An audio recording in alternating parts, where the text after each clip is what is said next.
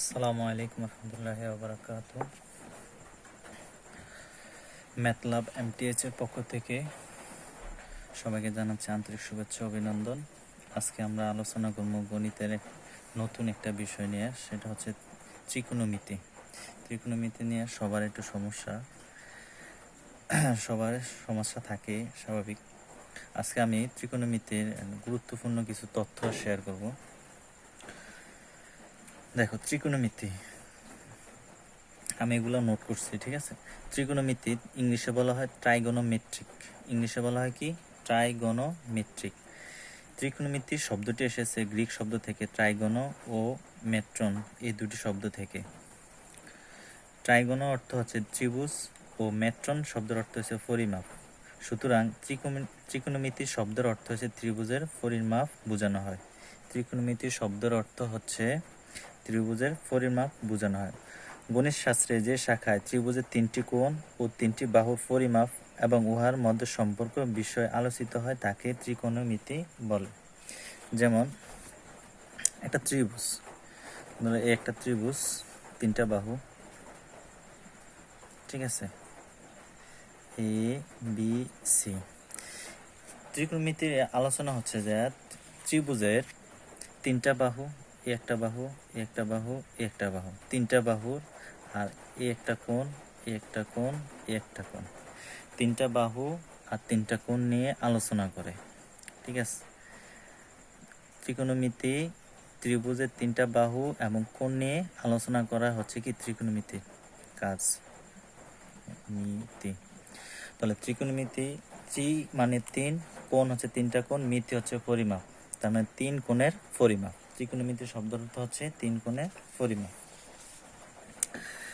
খেয়াল করো, সাধারণত ত্রিকোণমিতির কোণ সাধারণত জ্যামিতির দুটি পরস্পরছেদী রশ্মি দ্বারা কোণের উৎপত্তি হয়, এটা তো আমরা জানি।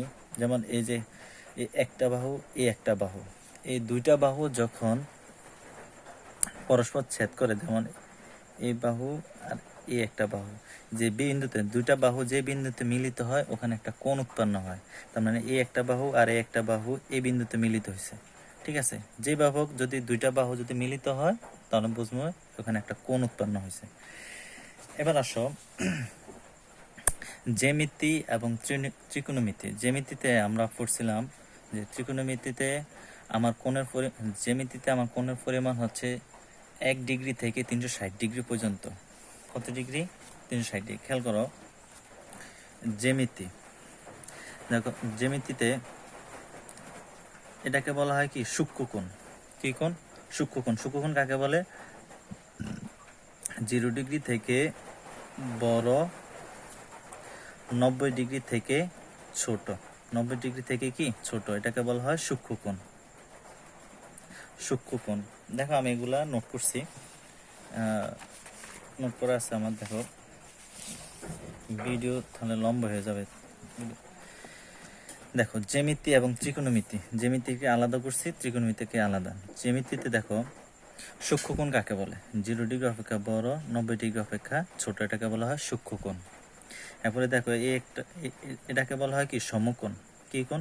সমকোণ। সমকোণ কত ডিগ্রি? 90 ডিগ্রি। 90 ডিগ্রি কোণকে বলা হয় কি সমকোণ। এবার দেখো 90 ডিগ্রি অপেক্ষা বড়, 180 ডিগ্রি অপেক্ষা ছোট বা 180 ডিগ্রি থেকে ছোট, এটাকে বলা হয় স্থূল কোণ। কি কোণ? স্থূল কোণ। আর একটি সরল কোণ 180 ডিগ্রি। একটি সরল কোণ কত ডিগ্রি? 180 ডিগ্রি। যেমন এই একটা সরল কোণ 180 ডিগ্রি।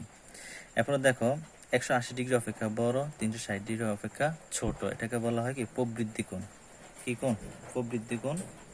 তাহলে 180 ডিগ্রি থেকে যদি দেখি বড় হয়েছে এবং 360 ডিগ্রি অপেক্ষা যদি ছোট হয়, তার মানে বুঝবো যে এটা একটা প্রবৃদ্ধি কোণ, ঠিক আছে। এরপর দেখো 360 ডিগ্রি। 360 ডিগ্রিটা হচ্ছে কি আমার বৃত্ত। যেমন ধরো একটা সরল কোণ, এখানে সরল কোণের উপরে 180 ডিগ্রি, নিচেও 180 ডিগ্রি, তাহলে 280 কত 360। তার মানে 360 মিলে কি হয়? একটা বৃত্ত হয়। তার মানে এটা পুরো একটা বৃত্ত। তার মানে একটা বৃত্ত কত ডিগ্রি? 360 ডিগ্রি। এটা আমরা সবাই জানি। জ্যামিতিতে তোমার কোণের পরিমাণটা হয় 1 ডিগ্রি থেকে বড়, 360 ডিগ্রি থেকে ছোট। তার মানে জ্যামিতিতে এক থেকে বড় এবং 360 ডিগ্রি পর্যন্ত হয়েছে জ্যামিতির কোণের পরিমাপ। ঠিক আছে, এবার ত্রিকোণমিতিতে আর জ্যামিতিতে আরেকটা বিষয় হচ্ছে, জ্যামিতিতে কখনো মাইনাস ডিগ্রি হয় না, মাইনাসের ডিগ্রি হয় না। মাইনাসের ডিগ্রি বলতে -90 ডিগ্রি বা -360 ডিগ্রি এরকম কোণ হয় না। ঠিক আছে, কিন্তু ত্রিকোণমিতির ধারণাটা কিন্তু আলাদা। ত্রিকোণমিতি আমরা ধনাত্মক কোণও পাবো, ঋণাত্মক কোণও পাবো। ত্রিকোণমিতিতে আমরা ধনাত্মক এবং ঋণাত্মক দুইটা কোণেই আমরা পাবো। তাহলে এতটুকু কনসেপ্ট ক্লিয়ার যে জ্যামিতির কোণের পরিমাণ 360 ডিগ্রি পর্যন্ত, আর জ্যামিতিতে কখনো ঋণাত্মক কোণ হয় না। কিন্তু ত্রিকোণমিতিতে আমাদের কোণের পরিমাণ 360 ডিগ্রি অপেক্ষা বড় হবে, যেমন 400, 500, 1000, 2000, 5000, যত ইচ্ছা তত নেওয়া যাবে কোণ ত্রিকোণমিতিতে। যেমন বুঝে আমি, দেখো আমরা লেখচিত্র অবশ্যই এই জিনিসটা করছি। যেমন এটা হচ্ছে 4টা ভাগ, সেটা হচ্ছে প্রথম চতুর্ভাগ, এটা হচ্ছে দ্বিতীয় চতুর্ভাগ, এটা হচ্ছে তৃতীয় চতুর্ভাগ, এটা হচ্ছে চতুর্থ চতুর্ভাগ। এবার আমি যদি ত্রিকোণমিতিতে যদি 500 ডিগ্রি চাই, 500 ডিগ্রি কোন চতুর্ভুজে অবস্থিত, কোন চতুর্ভুজে অবস্থিত। তো এখন আমি কি করব, আমরা তো জানি এই কোণটা এখান থেকে এই পর্যন্ত 90 ডিগ্রি। এটা একটা সমকোণের মতন দেখতে দেখা যায়, দেখো। তাহলে সমকোণ কত ডিগ্রি? 90 ডিগ্রি না? তাহলে এই কোণ থেকে এই কোণ পর্যন্ত বা এই ভূমি থেকে লম্ব বরাবর এই কোণটা হচ্ছে আমার 90 ডিগ্রি। তার মানে বোঝা গেল এখান থেকে এই পর্যন্ত 90 ডিগ্রি, আবার এখান থেকে এই পর্যন্ত 90, তো 90 কত 180, তাহলে একটা সরল কত ডিগ্রি? 180 ডিগ্রি। আবার এখান থেকে এই পর্যন্ত আবার 3 নং 27, 270 ডিগ্রি, আবার 270 ডিগ্রি, এখান থেকে এই পর্যন্ত 270, আবার এখান থেকে এই পর্যন্ত হচ্ছে 360 ডিগ্রি। তাহলে 500 ডিগ্রি কোন চতুর্ভুজে অবস্থিত? তাহলে 500-রে আমরা 90 দিয়ে ভাগ দিব। 90 দিয়ে ভাগ দিলে কত আসে?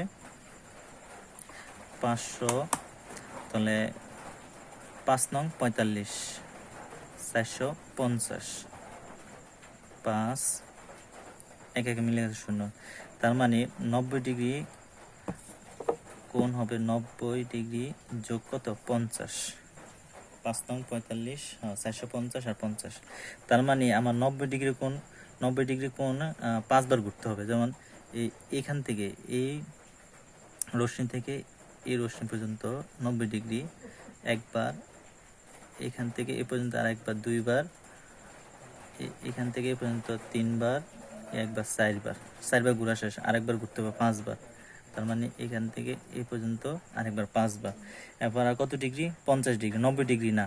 তার আমরা জানি যে এখান থেকে এই পর্যন্ত 90 ডিগ্রি, কিন্তু আমাদের দরকার আর কত? 50 ডিগ্রি। তার মানে এখান থেকে এই পর্যন্ত এখানে 50 ডিগ্রি এই চতুর্ভাগে। তার মানে দ্বিতীয় চতুর্ভাগে আমি 500 ডিগ্রি কোণ পাবো। তাহলে আমার অ্যান্সারটা হবে 500 ডিগ্রি কোন চতুর্ভুজে আছে? দ্বিতীয় চতুর্ভুজে। এবার আমি যদি বলি ধরো 750 ডিগ্রি কোন চতুর্ভুজে আছে।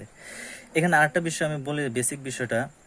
আমরা ত্রিকোণমিতিতে বলছিলাম যে আমরা ধনাত্মক কোণ এবং ঋণাত্মক কোণ পাবো। আচ্ছা, ধনাত্মক কোণ পাবো কিভাবে? সবসময় খেয়াল রাখবা, ঘড়ির কাঁটাটা কি উল্টার দিকে যখন ঘুরবে, ঘড়ির কাঁটা যখন উল্টা দিকে ঘুরে তখন এটাকে বলা হয় অ্যান্টি ক্লক।